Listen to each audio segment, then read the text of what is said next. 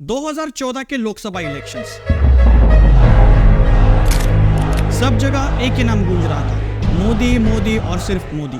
तभी से सभी पॉलिटिकल एक्सपर्ट्स ने इसे मोदी की लहर ऐसा नाम दिया।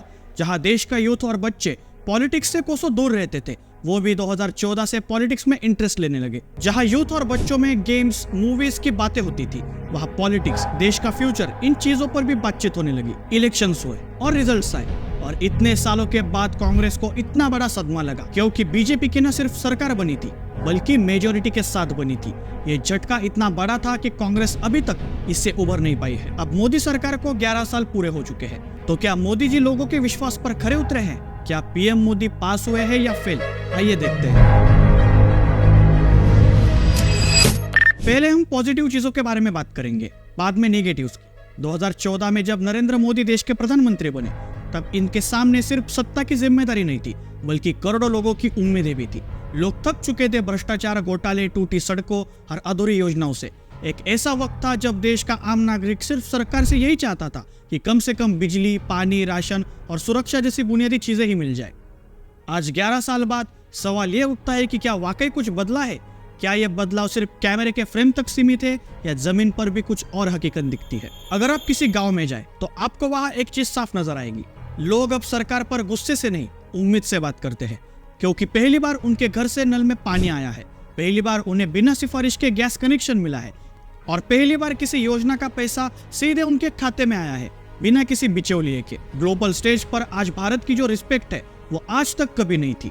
जियोपॉलिटिक्स में आज भारत एक इंपॉर्टेंट प्लेयर बनकर उभरा है। इसका श्रेय जाता है इस सरकार की विदेश नीति को। जनधन योजना के तहत 52 करोड़ से ज्यादा खाते खुले, उज्ज्वला योजना के जरिए 10 करोड़ महिलाओं को गैस कनेक्शन मिले, और पीएम आवास योजना के तहत 4 करोड़ से ज्यादा पक्के घर बने। ये आंकड़े सिर्फ सरकारी रिपोर्ट्स नहीं है, बल्कि उन करोड़ों परिवारों की कहानियां हैं जिन्होंने पहली बार सरकार को अपना महसूस किया।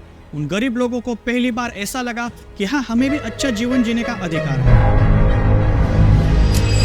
अब बात करते हैं किसानों की, जो हमारे देश की रीढ़ है। प्रधानमंत्री किसान सम्मान निधि के तहत हर साल 11 करोड़ से ज्यादा किसानों को 6000 की सीधी सहायता मिलती है। एमएसपी में भी बढ़ोतरी हुई है, और सॉइल हेल्थ कार्ड जैसे इनिशिएटिव्स ने कृषि को वैज्ञानिक दृष्टिकोण दिया। बीज से बाजार तक के पूरे सिस्टम को सरकार ने इम्प्रूव किया है। ई नाम जैसे ऑनलाइन मंडी प्लेटफॉर्म्स ने किसानों को बेहतर दाम दिलवाने में मदद की है। अगर आप युवा है तो इस देश की दिशा शायद आपके लिए सबसे महत्वपूर्ण है। नेशनल एजुकेशन पॉलिसी 2020, 1.6 लाख से ज्यादा स्टार्टअप्स, 17 लाख से अधिक युवाओं को मिला रोजगार, और फिट इंडिया, खेलो इंडिया और रोजगार मेला जैसे इनिशिएटिव्स ने युवाओं को एक मंच दिया है, सिर्फ नौकरी लेने के लिए नहीं, बल्कि खुद की पहचान बनाने के लिए। आजकल स्टार्टअप्स पर भारत में बहुत बात होती है। यूथ स्टार्टअप्स की शुरुआत कर रहा है। अगर महिलाओं की बात करें तो ये शायद भारत के इतिहास का सबसे सशक्त दौर है। 10 करोड़ से ज्यादा महिलाओं ने सेल्फ हेल्प ग्रुप्स के जरिए अपनी कमाई शुरू की। 73% घरों की मालकिन अब महिलाएं हैं। मातृत्व अवकाश को 12 हफ्तों से बढ़ाकर 26 हफ्तों तक किया गया है, और सबसे ऐतिहासिक फैसला, संसद और विधानसभा में 33% आरक्षण दिया गया। ये सिर्फ सिंबॉलिक गेस्चर नहीं है, ये स्ट्रक्चरल बदलाव है जो पीढ़ियों तक असर करेंगे। अब आइए जरा देखें कि इस दौरान मिडिल क्लास के लिए क्या बदला। नई टैक्स नीति के तहत 12.75 लाख रुपए तक की इनकम पर कोई टैक्स नहीं देना पड़ता। डिजिटल इंडिया की वजह से अब बैंक, राशन, डॉक्यूमेंट्स सब कुछ मोबाइल पर उपलब्ध है। और हाँ, यूपीआई, इसे कैसे बोल सकते हैं। आज भारत दुनिया भर में डिजिटल पेमेंट का सबसे बड़ा मॉडल बन चुका है। इसके अलावा सरकार ने हमारी संस्कृति, हमारे धर्म को अनअपोलोजेटिकली दुनिया के सामने प्रेजेंट किया है।